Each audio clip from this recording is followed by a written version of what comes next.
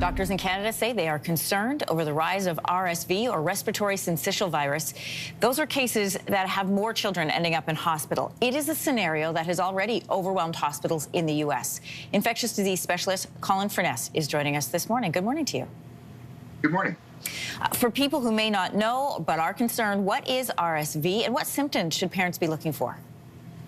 For older people, it's a bad common cold, but for younger children, it can be a lot more serious. It's a leading cause of child hospitalization, and it essentially a really bad cold, fever and aches and difficulty breathing, sore throat, cough, and so on and so forth. So it's a disease that hits hard when you're young, when you don't have acquired immunity yet. And when you're talking about young, what ages are we looking at? What are we most concerned about?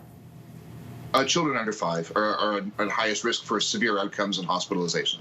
Current RSV case levels can be linked to COVID measures. Lockdowns, masks, and social distancing contribute to RSV numbers plummeting to just 239 confirmed cases in 2021. That was down more than 18,000 confirmed cases from 2019. Why are cases on the rise again here in this country?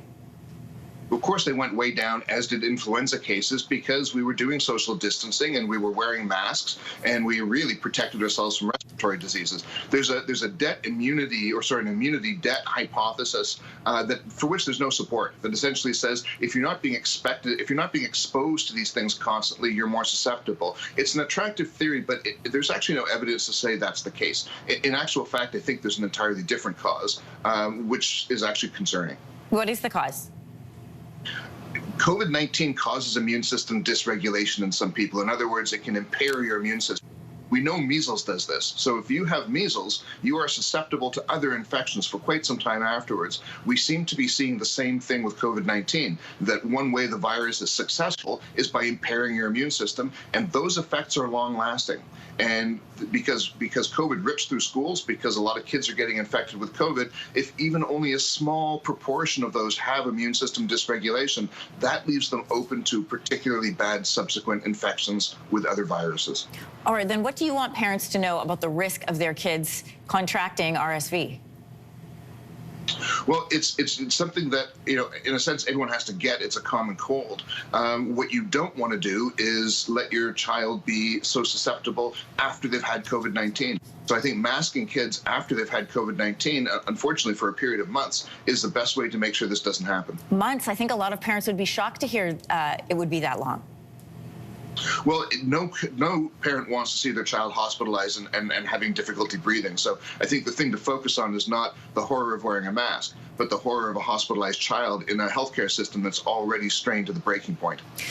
Let's talk about that. I mean, we've done the stories here about how pediatric wards in hospitals and in ERs are overwhelmed right now. We've seen this in the U.S. because of RSV cases.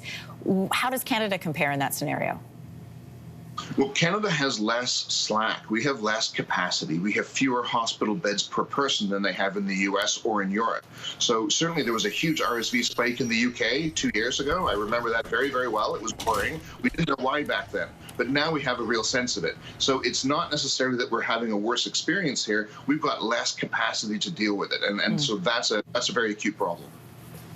Yeah, we've seen the stories already this week about hospitals from BC to Atlantic Canada just being overwhelmed. I want to thank you for coming on this morning. My pleasure, thanks.